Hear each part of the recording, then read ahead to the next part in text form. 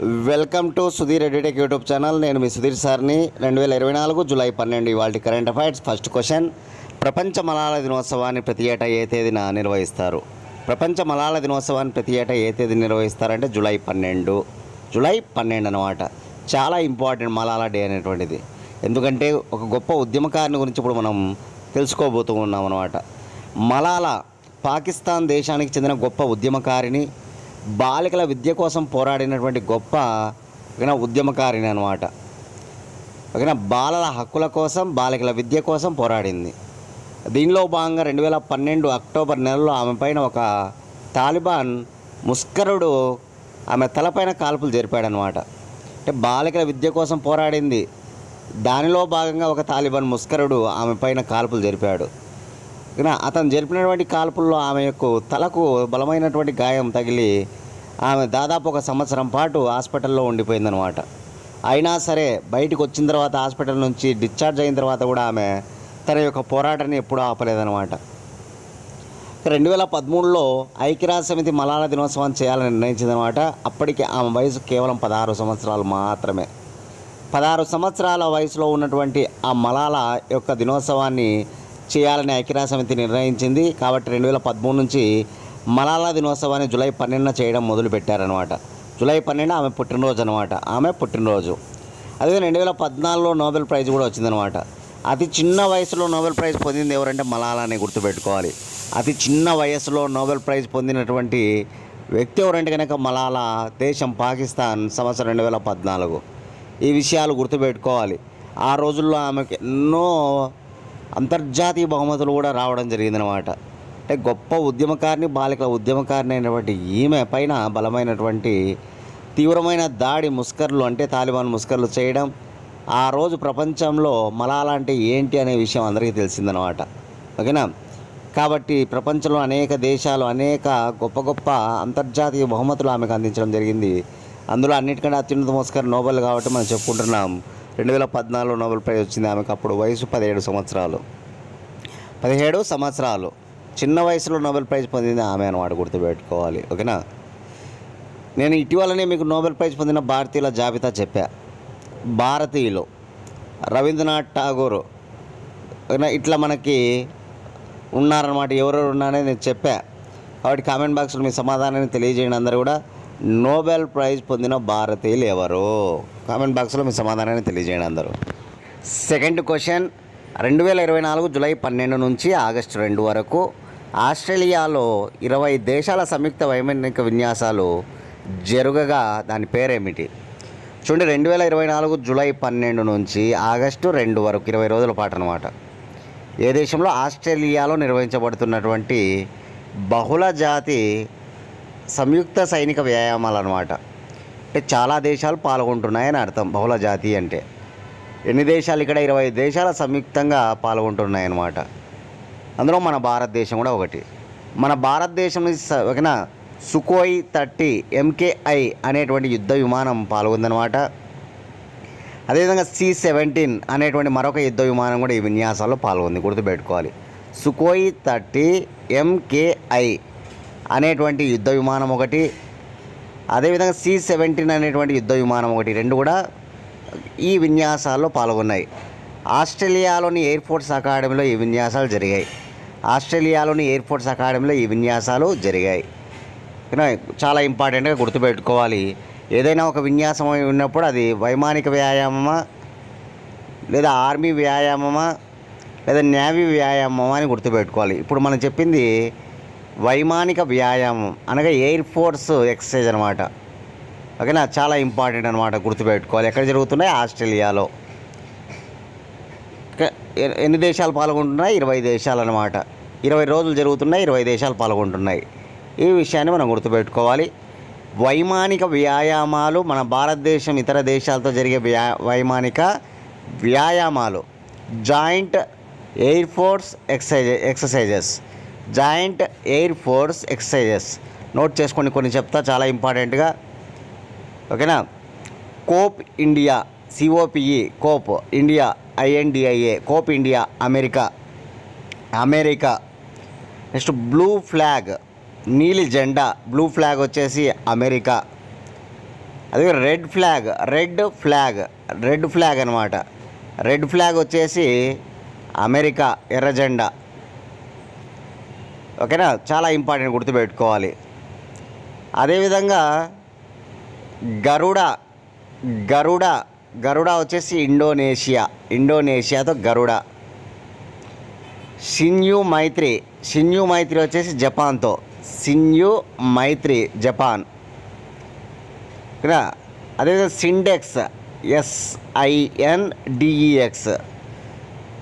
SINDEX అనమాట. Yes అంటే Singapore, SI అంటే సింగపూర్, IND అంటే ఇండియా, EX అంటే ఎక్సైజ్ అనమాట. సిండెక్స్ అంటారు, సింగపూర్ అనమాట, గుర్తుపెట్టుకోవాలి. అదేవిధంగా సాఫ్రాన్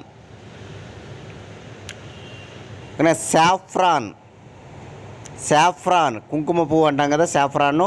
ఓకేనా, సాఫ్రాన్ కూడా సింగపూరే, గుర్తుపెట్టుకోవాలి. ఓకేనా, అదేవిధంగా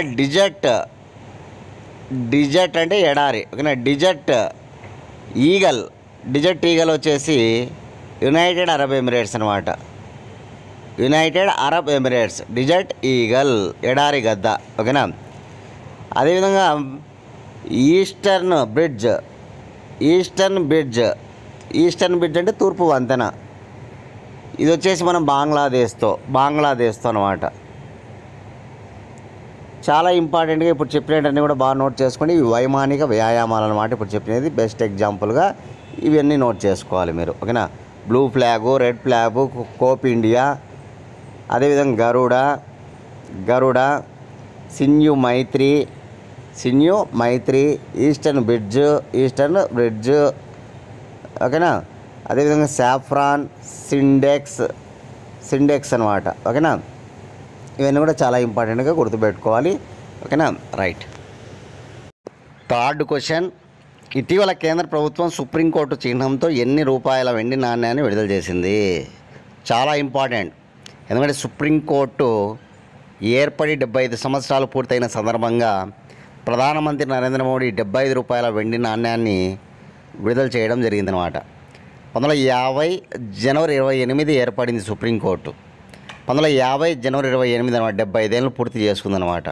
కాబట్టి 75 రూపాయల వెండి నాణ్యాన్ని విడుదల చేసింది అనమాట కేంద్ర ప్రభుత్వం. ప్రధానమంత్రి నరేంద్ర మోడీ దీన్ని విడుదల చేయడం జరిగింది. చాలా ఇంపార్టెంట్, గుర్తుపెట్టుకోవాలి. 1773 రెగ్యులేటింగ్ చట్టం ప్రకారం 1774లో కలకత్తాలో సుప్రీంకోర్టు ఏర్పడింది. 1773 రెగ్యులేటింగ్ చట్టం ప్రకారం 1774లో సుప్రీంకోర్టు కలకత్తాలో ఏర్పడింది అనమాట. తొలి ప్రధాన న్యాయమూర్తి. ఓకేనా, మొట్టమొదటి 1774లో ఏర్పడినప్పుడు ప్రధాన న్యాయమూర్తి సర్ ఎలిజా ఇంపే అనమాట. ఇంకా 1935 భారత ప్రభుత్వ చట్టం ప్రకారం 1937లో సుప్రీంకోర్టు కాస్త ఫెడరల్ కోర్టుగా మారింది, ఢిల్లీలో ఏర్పడింది. తొలి ప్రధాన న్యాయమూర్తి సర్ మౌరీస్ గోయర్ అనమాట. ఫెడరల్ కోర్టుకి 1935 భారత ప్రభుత్వ చట్టం ప్రకారం 1937లో సుప్రీంకోర్టు ఫెడరల్ కోర్టుగా మారుతుంది, ఢిల్లీలో ఏర్పడింది. తొలి ప్రధాన న్యాయమూర్తి sir Maurice Gwyer. Next, federal court కాస్త మళ్ళీ సుప్రీంకోర్టుగా మారింది 1950 జనవరి 28. ఓకేనా, ఉన్న ప్రదేశం ఢిల్లీ అనమాట. తొలి ప్రధాన న్యాయమూర్తి హెచ్జే కానియా. ఇప్పుడు ఉన్నటువంటిది ఇదే అనమాట. కాబట్టి 1950 జనవరి 28న ఏర్పడింది. ఓకేనా, అది ఫెడరల్ కోర్టు కాస్త సుప్రీంకోర్టుగా మారింది, ఢిల్లీలో ఏర్పడింది. ఓకేనా, దాని ప్రధాన న్యాయమూర్తి హెచ్జే కానియా అనే విషయాన్ని గుర్తుపెట్టుకోవాలి. అంటే సుప్రీంకోర్టు తొలి ప్రధాన న్యాయమూర్తి హెచ్జే కానియా, రెండవ ప్రధాన న్యాయమూర్తి పతంజలి శాస్త్రి. ఎక్కువ కాలం సుప్రీంకోర్టు ప్రధాన న్యాయమూర్తిగా పనిచేసింది వైవి చంద్రచూడ్. తక్కువ కాలం పనిచేసింది కమల్ నారాయణ సింగ్. సుప్రీంకోర్టులో తొలి దళిత ప్రధాన న్యాయమూర్తి కేజీ బాలకృష్ణన్. ఆంధ్రప్రదేశ్ హైకోర్టు ప్రధాన న్యాయమూర్తిగా పనిచేసి సుప్రీంకోర్టు ప్రధాన న్యాయమూర్తి అయ్యింది. ఓకేనా, కోకా సుబ్బారావు అనమాట. మొదటి వ్యక్తి కోకా సుబ్బారావు. తర్వాత మనకి తెలుగువాడు ఎన్వి రమణ కూడా సుప్రీంకోర్టు ప్రధాన న్యాయమూర్తి కావడం జరిగింది అనమాట. ఎన్వి రమణ. ప్రజెంట్ ఎవరున్నారంటే డివై చంద్రచూడ్. ఇంతవరకు ఒక్కరు కూడా సుప్రీంకోర్టు మహిళా ప్రధాన న్యాయమూర్తి లేరు. కాబట్టి మొదటి న్యాయమూర్తి ఎవరు సుప్రీంకోర్టు కంటే కనుక ఫాతిమా బీబీ పేరు గుర్తుపెట్టుకోవాలి. చాలా ఇంపార్టెంట్, చెప్పిన విషయాలు నోట్ చేసుకోవాలి. ఓకేనా, ఆర్టికల్ 124 ప్రకారం సుప్రీంకోర్టు ప్రధాన న్యాయమూర్తిని న్యాయమూర్తులను రాష్ట్రపతి నియమిస్తారన్నమాట. ఆర్టికల్ గుర్తుపెట్టుకోవాలి. 1, 2, 4 ప్రకారం సుప్రీంకోర్టు ప్రధాన న్యాయమూర్తిని న్యాయమూర్తులను ఎవరు నియమిస్తారు? ఓకేనా, రాష్ట్రపతి నియమిస్తారన్నమాట. సుప్రీంకోర్టు ప్రధాన న్యాయమూర్తిని ఓకేనా మరియు న్యాయమూర్తులను రాజ్యాంగ విరుద్ధంగా ప్రవర్తించినట్లయితే కనుక అభిశంసన తీర్మానం ద్వారా పార్లమెంటు తొలగిస్తుంది. చివరి సంతకం పెట్టేది రాష్ట్రపతి అన్నమాట. కాబట్టి వాళ్ళని తొలగించేది ఎవరంటే కనుక అభిశంసన తీర్మానం ద్వారా పార్లమెంటు తొలగించడం జరుగుతుందన్నమాట. 2/3 2/3 వంతు మెజార్టీతో గుర్తుపెట్టుకోవాలి. 2/3 మెజార్టీతో సుప్రీంకోర్టు ప్రధాన న్యాయమూర్తిగా న్యాయమూర్తిగా కావడానికి ఉండాల్సిన అర్హతలు ఏంటి అంటే భారతీయ పౌరుడై ఉండాలి, హైకోర్టులో కనీసం 5 ఏళ్ళు న్యాయమూర్తిగా పనిచేసి ఉండాలి, లేదా హైకోర్టులో కనీసం 10 ఏళ్ళు న్యాయవాదిగా పనిచేసి ఉండాలి. రాష్ట్రపతి అభిప్రాయంలో మంచి న్యాయ కోవిదుడై ఉండాలి. రాష్ట్రపతి అభిప్రాయంలో మంచి న్యాయ కోవిదుడై ఉండాలి. ఇవి అర్హతలు అన్నమాట. భారతీయ పౌరుడై ఉండాలి, హైకోర్టు న్యాయమూర్తిగా కనీసం 5 ఏళ్ళు లేదా హైకోర్టు న్యాయవాదిగా కనీసం 10 ఏళ్ళు చేసి ఉండాలి. అదేవిధంగా రాష్ట్రపతి అభిప్రాయంలో మంచి న్యాయ కోవిదుడై ఉండాలి. చాలా ఇంపార్టెంట్, గుర్తుపెట్టుకోవాలి. అదే సుప్రీంకోర్టు జీతాలను నిర్ణయించేది పార్లమెంటు. సుప్రీంకోర్టు ప్రధాన న్యాయమూర్తి యొక్క జీతాలను కేంద్ర సంఘటిత నిధి నుంచి అందిస్తారు. కేంద్ర సంఘటిత నిధి నుంచి అందిస్తారన్నమాట. ఇండియన్ కన్సాలిడేటెడ్ ఫండ్ అంటారు. కేంద్ర సంఘటిత నిధి అన్నమాట. కానీ ప్రజెంట్ సుప్రీంకోర్టు ప్రధాన న్యాయమూర్తి జీతం 2,80,000, సుప్రీంకోర్టు న్యాయమూర్తి జీతం 2,50,000. సుప్రీంకోర్టు న్యాయమూర్తుల జీతాలు అనేటువంటివి ఏ షెడ్యూల్లో పొందుపరిచారంటే షెడ్యూల్ 2 అనమాట. షెడ్యూల్ 2. వీరి యొక్క జీతాలను అత్యవసర పరిస్థితుల సమయంలో తగ్గించవచ్చు. సుప్రీంకోర్టు భారతదేశంలో అన్నిటికంటే అత్యున్నతమైన న్యాయస్థానం అన్నమాట. అత్యున్నతమైన న్యాయస్థానం ఏదంటే సుప్రీంకోర్టే. కేంద్ర రాష్ట్రాల మధ్య ఉన్నటువంటి వివాదాలను పరిష్కరించే సుప్రీంకోర్టు. అదేవిధంగా ముఖ్యంగా ఈ సుప్రీంకోర్టు ప్రాథమిక హక్కులను కాపాడుతుందన్నమాట. ప్రాథమిక హక్కుల రక్షణలో కీలకమైనటువంటిది సుప్రీంకోర్టు అన్నమాట. ఓకేనా, చాలా ఇంపార్టెంట్ ఈ విషయాలు సుప్రీంకోర్టుకు సంబంధించి నోట్ చేసుకోండి.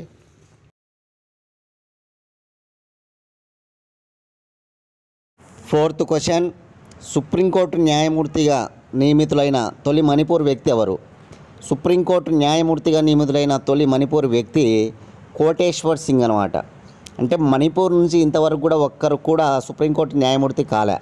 మొట్టమొదటిసారిగా సుప్రీంకోర్టు న్యాయమూర్తిగా నియమితులైంది ఎవరంటే కనుక ఇక్కడ కోటేశ్వర్ సింగ్ అనమాట.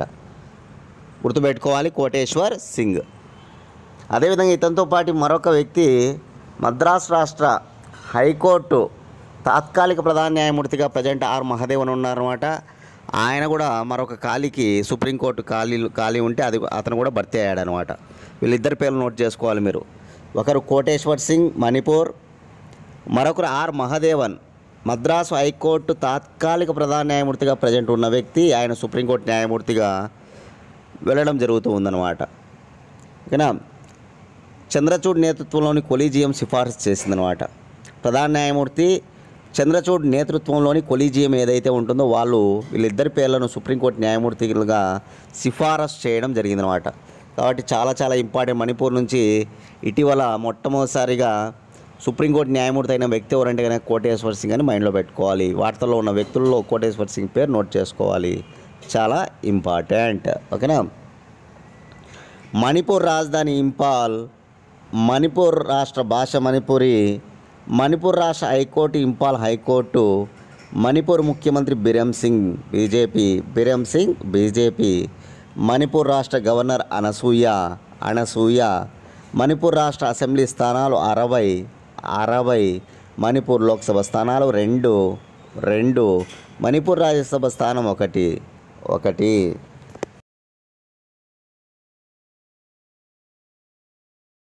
క్లాస్ ఫాలో అయ్యే వాళ్ళందరూ దయచేసి అందరూ లైక్ చేయాలి. ఇంకా ఎవరైనా సబ్స్క్రైబ్ చేసుకోతే సబ్స్క్రైబ్ చేసుకోండి. మీ ఫ్రెండ్స్ ఎవరైనా ఉంటే కనీసం మన ఛానల్ని 3కి షేర్ చేయండి. చాలా ముఖ్యమైన కరెంట్ అఫైర్స్ ఉన్నాయి ఈరోజు. చాలా ఇంపార్టెంట్గా ప్రతి ఒక్కరు ముందు లైక్ చేస్తే మనం ఇట్లాంటి మరిన్ని కరెంట్ అఫైర్స్ రోజు కూడా క్లాస్లో చేయడం జరుగుతుందన్నమాట. మీ లైకే మాకు మరింత బూస్టప్ ఇస్తుంది, కాబట్టి అందరూ కూడా లైక్ చేయండి. ఓకేనా, చూద్దాం 5th question. Expandable space habitat పేరుతో స్పేస్ స్టేషన్ను 2027 నాటికి ఏర్పాటు చేయనున్న స్టార్టప్ కంపెనీ ఇది. సైన్స్ అండ్ టెక్నాలజీలో భారతదేశానికి సంబంధించి ఎంతో ఇంపార్టెంట్ విషయం అన్నమాట ఇది. ఎక్స్పాండబుల్ స్పేస్ హ్యాబిటేట్ అంటే అక్కడ స్పేస్ అంతరిక్షంలో ఉన్నటువంటి స్టేషన్ పేరు అన్నమాట ఇది. అంతరిక్ష స్టేషన్ పేరు అన్నమాట ఇది. Expandable space habitat. Expandable space habitat పేరిట స్పేస్ స్టేషన్ను 2027 నాటికి పూర్తి చేయాలని అనుకుంటున్నటువంటి స్టార్టప్ కంపెనీ, ఏర్పాటు చేయనున్న స్టార్టప్ కంపెనీ ఏదంటే కనుక ఆకాశలబ్ధి. బెంగళూరుకు చెందినటువంటి ఒక స్టార్టప్ కంపెనీ అన్నమాట. స్పేస్ స్టార్టప్ అన్నమాట ఇది. దాని పేరు ఆకాశలబ్ధి. ఆకాశలబ్ధి. ఇప్పుడు అంతరిక్షంలో ఉన్నటువంటి గొప్ప సబ్ స్టేషన్ ఏదంటే కనుక స్పేస్ స్టేషన్, అదే ఇంటర్నేషనల్ స్పేస్ స్టేషన్, ISS అంటాం. ఈ ఇంటర్నేషనల్ స్పేస్ స్టేషన్ను సంయుక్తంగా ఏమేమి నిర్వహిస్తున్నాయంటే అమెరికా, కెనడా, జపాన్, రష్యా, ఐరోపా ఇవన్నీ కలిసి సంయుక్తంగా నిర్వహిస్తున్నాయన్నమాట. ఇంటర్నేషనల్ సబ్ అని వస్తుంది, స్పేస్ స్టేషన్ అన్నమాట. అంతర్జాతీయ అంతరిక్ష స్టేషన్ అన్నమాట, అంతరిక్ష కేంద్రం. ఓకేనా, ఏవేవి? అమెరికా, కెనడా, జపాన్, రష్యా, ఐరోపా ఇవన్నీ కలిసి సంయుక్తంగా నిర్వహిస్తున్నటువంటి స్టేషన్ ఏదంటే ఇంటర్నేషనల్ స్పేస్ స్టేషన్. అసలు దేనికి ఉపయోగపడుతుంది ఇంటర్నేషనల్ స్పేస్ స్టేషన్ అంటే?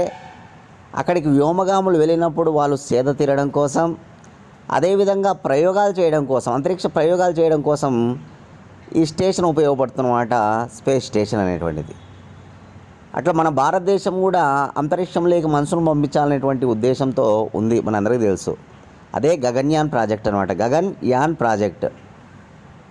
మన వ్యోమగాములు వెళ్ళినప్పుడు కూడా అక్కడ సేద తీరాలి, అక్కడ అంతరిక్ష ప్రయోగాలు చేయాలి. కాబట్టి మనకు కూడా ఏం అవసరం అంటే స్పేస్ స్టేషన్ అవసరం అనమాట. కాబట్టి ఇస్రో 2035 నాటికి ఇస్రో భారతీయ స్పేస్ స్టేషన్ను నిర్మించాలని భావిస్తూ ఉందన్నమాట. 2035 టార్గెట్ అనమాట. కానీ అంతకంటే ముందే ఒక స్టార్టప్ కంపెనీ ఒక స్పేస్ స్టేషన్ నిర్మిస్తూ ఉందన్నమాట. 2027 నాటికే ప్రణాళికలు రచిస్తూ ఉందన్నమాట. 2027 నాటికే పూర్తి చేయాలని. ఇస్రో అయితే 2035 నాటికి పూర్తి చేయాలని. కానీ ఈ స్టార్టప్ కంపెనీ ఆకాశలబ్ధి, బెంగళూరుకు చెందిన స్టార్టప్ కంపెనీ ఆకాశలబ్ధి, ఇది 2027 నాటికే స్పేస్ స్టేషన్ పూర్తి చేయాలని నిర్ణయించిందనమాట. దాని పేరు నేను రిపీట్ చేసే బాగా గుర్తుపెట్టుకోవాలి. ఎక్స్పాండబుల్ స్పేస్ హ్యాబిటేట్ అనమాట. ఓకేనా, దీనికి సంబంధించినటువంటి అంతరిక్ష హబ్ డిజైన్ను IIT రూర్కీ, IIS బెంగళూరు రెండు కూడా రూపొందించాయన్నమాట. ఓకేనా, ఒక అంతరిక్ష హబ్ డిజైన్ అనమాట. ఆ డిజైన్ ఎవరు రూపొందించారంటే IIT రూర్కీ మరియు ఓకేనా అదేవిధంగా IIS బెంగళూరు వాళ్ళు రూపొందించారు, గుర్తుపెట్టుకోవాలి. ఓకేనా, స్టార్టప్ కంపెనీ పేరు గుర్తుపెట్టుకోవాలి, ఏ సంవత్సరం నాటికి పూర్తి చేయాలని నిర్ణయించింది గుర్తుపెట్టుకోవాలి. ఇందులో 16 మంది ఉండొచ్చంట ఈ స్పేస్ స్టేషన్లో. ఎక్స్పాండబుల్ స్పేస్ హ్యాబిటేట్ స్టేషన్ ఉంది కదా, దానిలో 16 మంది ఏకకాలంలో ఉండొచ్చంట. మనందరికీ తెలుసు ఇది ఎవరి సహాయంతో దీన్ని ఏర్పాటు చేయబోతున్నారు వీళ్ళంటే కనుక, ఎవరి మద్దతుతో అంటే కనుక అమెరికాలోని స్పేస్ ఎక్స్, ఎలన్ మస్క్ ఉన్నాడు కదా, ఎలన్ మస్క్ స్పేస్ ఎక్స్, దాని మద్దతుతో ఈ స్టేషన్ రూపొందించబోతున్నారనమాట. యాక్చువల్గా 2030 నాటికి ఇంటర్నేషనల్ స్పేస్ స్టేషన్ గడువు కాలం పూర్తి అయిపోతుంది. దాన్ని కూల్చివేస్తారనమాట. ఎప్పుడు కూల్చివేస్తారు? ఇంటర్నేషనల్ స్పేస్ స్టేషన్ను 2030లో కూల్చివేస్తారు. ఓకేనా, అది కూడా ఎవరు అంటే కనుక ఎలన్ మస్క్ యొక్క స్పేస్ ఎక్స్ వాళ్ళే దాన్ని కూల్చేయడానికి సిద్ధంగా ఉన్నారనమాట. ఓకేనా, అంతకంటే ముందే మన దేశంలో ఒక స్టార్టప్ కంపెనీ స్పేస్ స్టేషన్ రూపొందిస్తుంది. దాని తర్వాత ఏకంగా ఇంటర్నేషనల్ స్పేస్ స్టేషన్ను కూల్చేస్తున్నారు. ఇట్లా మనకి ఇవన్నీ విషయాలు చాలా ఇంపార్టెంట్, గుర్తుపెట్టుకొని నోట్ చేసుకోవాలి. సైన్స్ అండ్ టెక్నాలజీలో చాలా ఇంపార్టెంట్.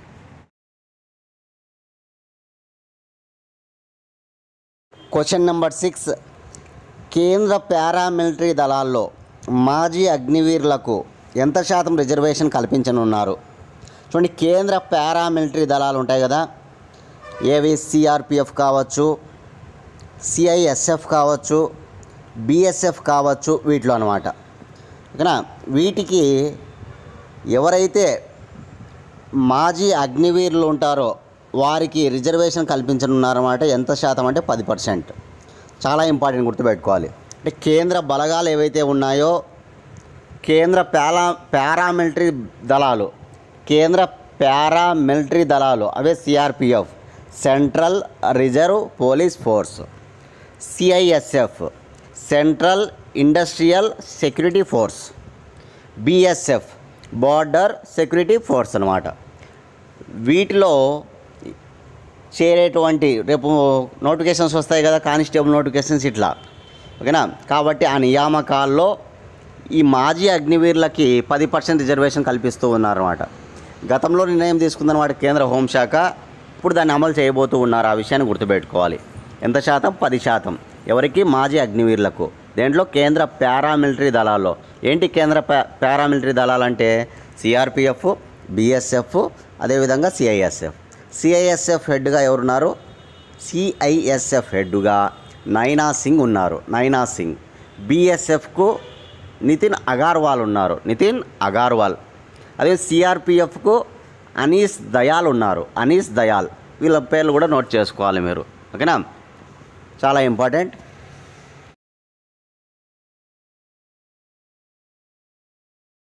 Seventh question. అంతర్జాతీయ నౌకా రవాణా సంఘం 2024 సాహస అవార్డు అందుకున్న భారతీయ కెప్టెన్ ఎవరు? చూడండి, అంతర్జాతీయ నౌకా రవాణా సంఘం 2024 సాహస అవార్డు అందుకున్న భారతీయ కెప్టెన్ ఎవరంటే అహిలాస్ రావత్. అహిలాస్ రావత్ అనమాట. ఎందుకు వీరికి అంత గొప్ప అవార్డు వచ్చింది? ఈ కెప్టెన్కి ఎందుకు అంత గొప్ప అవార్డు వచ్చింది అహిలాస్, ఓకేనా, రావత్ కంటే కనుక, ఈ సంవత్సరం మొదట్లో ఎర్ర సముద్రంలో హౌతీలు ఒక నౌక పైన దాడి చేశారనమాట. హౌతీ రెబల్స్ ఉన్నారు కదా, సముద్ర దొంగలు వీళ్ళు. ఈ హౌతీ రెబల్స్ అనేటువంటి వాళ్ళు దాడి చేశారన్నమాట ఒక నౌక పైన. ఆ నౌక పేరు మార్లిన్ లువాండా. మార్లిన్ లువాండా పైన ఈ హౌతీకి చెందినటువంటి రెబల్స్ దాడి చేయడం వల్ల ఆ నౌకలో మంటలు చెలరేగాయన్నమాట. వాటిని చాలా సాహసోపేతంగా ఈ కెప్టెన్ అహిలాస్ రావత్లోని బృందం వీరందరూ కూడా అక్కడికి వెళ్ళి ఆ మంటలను ఆర్పేసి చాలా సురక్షితంగా దాన్ని కాపాడడం జరిగిందనమాట. చాలా సురక్షితంగా. దీనికి ముఖ్యంగా ఐఎన్ఎస్ విశాఖపట్నం అనేటువంటి ఒక నౌక, ఓకేనా, అదేవిధంగా మరొక కెప్టెన్ బ్రిజేష్ అనేటువంటి వ్యక్తి, వీళ్ళందరూ కూడా ఆ నౌకను అక్కడి నుంచి సురక్షితంగా తీసుకుని కూడా వచ్చారనమాట. ఆ నౌకలో ఏర్పడిన మంటలను చల్లార్చడం కాకుండా ఆ రెబల్స్ను హతమార్చడము, హౌతీ రెబల్స్ ఉన్న వాళ్ళని హతమార్చడము, ఆ నౌకను సురక్షితంగా కాపాడడం, మళ్ళీ ఆ నౌకను అక్కడి నుంచి తీసుకురావడంలో ఐఎన్ఎస్ విశాఖపట్నం కూడా తోడ్పడింది అనమాట. కాబట్టి ఐఎన్ఎస్ విశాఖపట్నానికి మరొక కెప్టెన్, ఓకేనా, బ్రిజేష్కు ఒక ప్రశంసా పత్రాన్ని ఇవ్వడం జరిగిందనమాట. ఇతనికేమో మెయిన్ అవార్డు ఇచ్చారు. ఎవరికి? అహిలాస్ రావత్కి. అంతర్జాతీయ నౌకా రవాణా సంఘం సాహస అవార్డు ఎవరికి దక్కిందంటే అహిలాస్ రావత్కి అనమాట. ప్రశంసా పత్రాలు ఎవరికి ఇచ్చారంటే బ్రిజేష్ అనే వ్యక్తికి, మరియు ఓకేనా, అదేవిధంగా ఈ ఐఎన్ఎస్ విశాఖపట్నం అనే నౌకకు ఆ సిబ్బందికి ఇచ్చారనమాట. గుర్తుపెట్టుకోవాలి. నా నుంచి మీకు ఒక క్వశ్చన్ ఏంటంటే కనుక, నిన్న చెప్పా నల్ల సముద్రం అనేటువంటిది వివాదాస్పదంగా మారింది అని. ఓకేనా. నల్ల సముద్రంలో ఉన్నటువంటి స్నేక్ ఐలాండ్ అనేటువంటిది వివాదాస్పదంగా ఉంది. కాబట్టి నల్ల సముద్రం ఈరోజు వార్తల్లో ఉంది, స్నేక్ ఐలాండ్ వార్తల్లో ఉంది. అది ఏ ఏ దేశాల మధ్యలో ఉంది నల్ల సముద్రం అనేది కామెంట్ బాక్స్లో మీ సమాధానాన్ని తెలియజేయండి. నేను చెప్పే 6 దేశాలకు సంబంధించేది, 6 దేశాల సరిహద్దుల్లో ఉందన్నమాట నల్ల సముద్రం. ఓకేనా. కాబట్టి 6 దేశాలు ఏవి? కామెంట్ బాక్స్లో మీ సమాధానం తెలియజేయండి. నల్ల సముద్రం.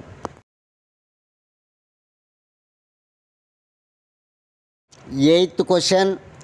క్షణాల్లో ప్రాణాలు తీసే సూసైడ్ క్యాప్సిల్ని ఏ దేశం నిషేధించింది? చూడండి, క్షణాల్లో ప్రాణాలు తీసే సూసైడ్ క్యాప్సిల్ అనమాట. ఇమేజ్లో చూడొచ్చు ఆ సూసైడ్ క్యాప్సిల్ను మీరు. క్షణాల్లోనే ప్రాణాలు తీసే సూసైడ్ క్యాప్సిల్ అనమాట. దీనిని ఏ దేశం నిషేధించిందంటే స్విట్జర్లాండ్. గుర్తుపెట్టుకోవాలి. స్విట్జర్లాండ్లోని స్విట్జర్లాండ్ అనే కంపెనీ సార్కోఫాగస్ పేరుతో దీన్ని తయారు చేసిందనమాట. స్విట్జర్లాండ్లోని ఎగ్జిట్ స్విట్జర్లాండ్ అనే కంపెనీ సార్కోఫాగస్ అనే పేరుతో ఈ సూసైడ్ క్యాప్సిల్ను తయారు చేసింది. ఈ సూసైడ్ క్యాప్సిల్లో ఎవరైనా కారుణ్య మరణం, ఓకేనా, ఎవరైనా చనిపోవాలనుకుంటే కనుక వారికి క్షణాల్లోనే వాళ్ళ ప్రాణాలు తీసేస్తుందన్నమాట. క్షణాల్లోనే ప్రాణాలు తీసేస్తుందన్నమాట. అటువంటి దీనిని జూన్ 10వ తారీఖున తీసుకొచ్చారన్నమాట. ఈ సంవత్సరం జూన్ 10న ఓకేనా దీన్ని తయారు చేయడం జరిగిందన్నమాట. ఫిలిప్ అనేటువంటి ఒక శాస్త్రవేత్త సార్కోఫాగస్ అనేటువంటి ఈ సూసైడ్ క్యాప్సిల్ని తయారు చేసింది ఎవరంటే కనుక ఫిలిప్ అనేటువంటి ఒక డాక్టర్, ఒక వైద్యుడు తయారు చేశాడనమాట. ఓకేనా దీనిలో మరణం తీసుకోవాలనుకునేటువంటి వ్యక్తి లోపలికి వెళ్ళి కూర్చుంటే కనుక, లోపలికి వెళ్తే కనుక 30 సెకండ్ల లోపే 21% నుంచి ఆక్సిజన్ 1%కి పడిపోతుందన్నమాట. 30 సెకండ్ల లోపే 21% నుంచి ఆక్సిజన్ 1%కి పడిపోయి క్షణాల్లోనే ప్రాణాలు వెళ్ళిపోతుందన్నమాట. ప్రాణాలు గాల్లో కలిసిపోతాయి అన్నమాట.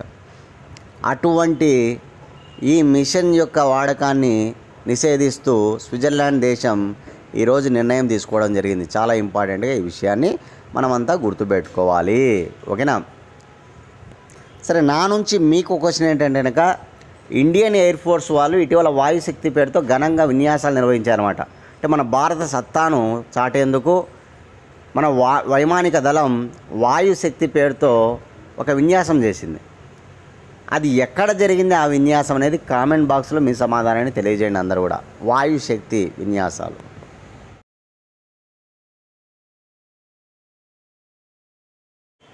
ఆంధ్రప్రదేశ్ నుంచి మనకు డిఎస్సి నోటిఫికేషన్ రావడం జరిగింది, మనందరికీ తెలుసు. అదేవిధంగా టెట్ అవకాశం కూడా ఇవ్వడం జరిగిందనమాట.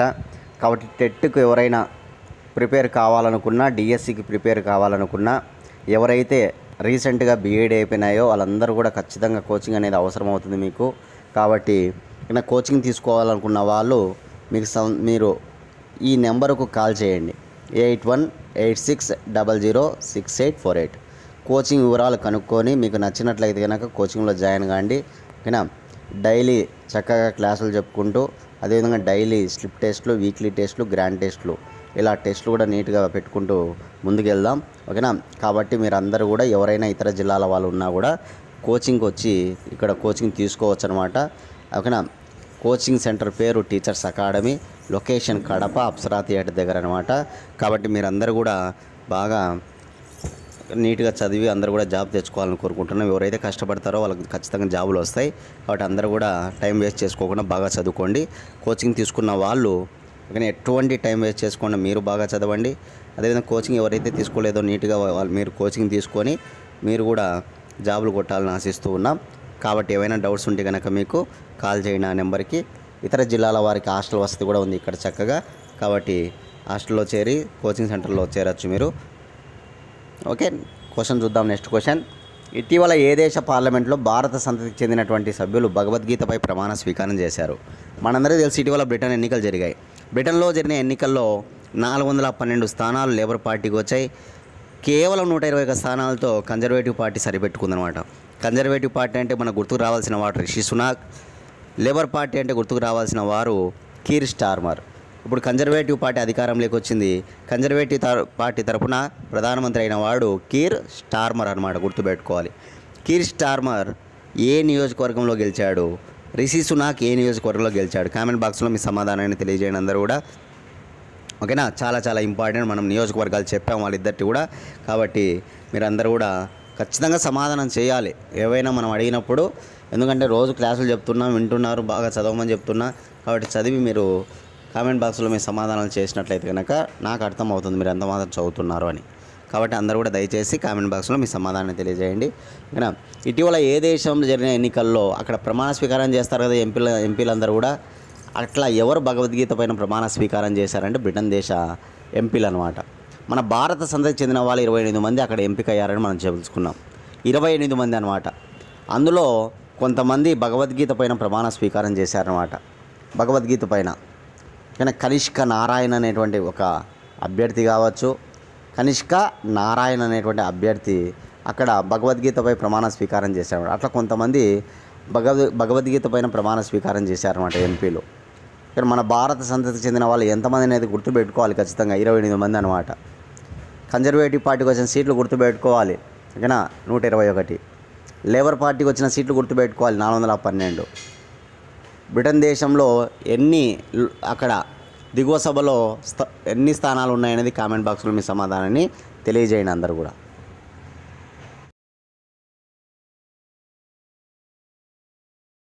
మన ఛానల్ నుంచి 1 ఇయర్ కరెంట్ అఫైర్స్ రెడీగా ఉన్నాయి. కావాలనుకున్న వాళ్ళు 8186006848 అనే నెంబర్కి 100 రూపీస్ ఫోన్పే చేసి అదే నెంబర్కి స్క్రీన్ షాట్ పెట్టండి. 24 గంటల లోపల PDF ఫైల్ పంపిస్తాం. డేట్ టు డేట్ విత్ ఎక్స్ప్లెనేషన్తో కరెంట్ అఫైర్స్ ఉంటాయి కాబట్టి అందరూ కూడా యూటిలైజ్ చేసుకోండి.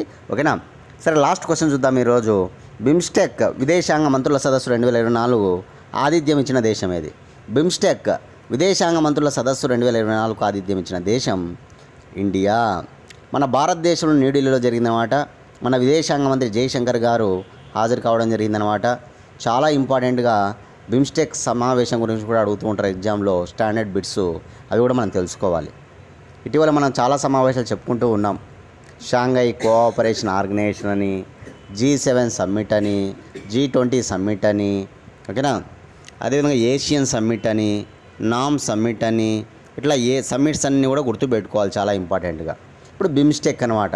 బిమ్స్టెక్ పూర్తి పేరు bay of Bengal initiative multi sectoral technical economic cooperation. Bay of Bengal initiative multi sectoral technical economic cooperation. ఇది బిమ్స్టెక్ పూర్తి పేరు అనమాట. బంగాళాఖాతంపై ఆధారపడే దేశాలు ఇందులో సభ్యులుగా ఉంటాయి. బంగాళాఖాతంపై ఆధారపడే దేశాలు సభ్య దేశాలుగా ఉంటాయి అన్నమాట. ఇందులో ఉన్న సభ్య దేశాలు Bangladesh, Bhutan, India, Myanmar, Sri Lanka, Thailand, Nepal. గుర్తుపెట్టుకోవాలి. Bangladesh, Bhutan, India, Myanmar, Sri Lanka, Thailand, Nepal ఇవన్నీ కూడా సభ్య దేశాలుగా ఉంటాయన్నమాట. దీంట్లో బిమ్స్టెక్లో సభ్య దేశాలు నోట్ చేసుకోవాలి మీరు. ఇక బిమ్స్టెక్ ప్రధాన కార్యాలయం బంగ్లాదేశ్లోని ఢాకా. బిమ్స్టెక్ ప్రధాన కార్యాలయం బంగ్లాదేశ్లోని ఢాకా. బే ఆఫ్ బెంగాల్ అంటేనే బంగాళాఖాతంలో మెయిన్గా బంగ్లాదేశ్ ఉంటుంది. వాటి బంగ్లాదేశ్ రాజధాని ఢాకానే హెడ్ ఆఫీస్ అనమాట. బిమ్స్టెక్ తొలి సమావేశం థాయిలాండ్లోని బ్యాంకాక్లో జరిగింది. ఫస్ట్ సమావేశం. ఇది ఏర్పడింది 1997 అయితే తొలి సమావేశం జరిగింది 2004లో. 1997లో ఏర్పడింది. 2004లో తొలి సమావేశం థాయిలాండ్లోని బ్యాంకాక్లో జరిగింది. చివరి సమావేశం 2022లో 5వ సమావేశం జరిగింది. శ్రీలంకలోని కొలంబోలో వర్చువల్గా జరిగింది. ఇవి బిమ్స్టెక్ గురించిన సమాచారం. ఈ ఏడాది విదేశాంగ మంత్రుల సదస్సు జరిగిందనమాట. అది ఎక్కడ అంటే భారతదేశంలోని మన న్యూఢిల్లీలో జరిగింది కాబట్టి ఇంపార్టెంట్. మన విదేశాంగ మంత్రి జయశంకర్ గారు ప్రసంగించడం జరిగింది. ఓకేనా? ఈ దేశాలకు సంబంధించిన బంగాళాఖాతం చుట్టుపక్కల ఉన్న దేశాలు ఆర్థికంగా ఎలా ఎదగాలి, ఓకేనా, ఎకనామిక్గా ఎలా వాళ్ళందరూ కూడా ఎదగాలి, ఇవన్నీ కూడా అంశాలన్నీ కూడా మాట్లాడుకోవడం జరిగిందనమాట. ఇవి ఇవాల్టి కరెంట్ అఫైర్స్. రేపటి క్లాస్లో మళ్ళీ కలుసుకుందాం. Thanks friends.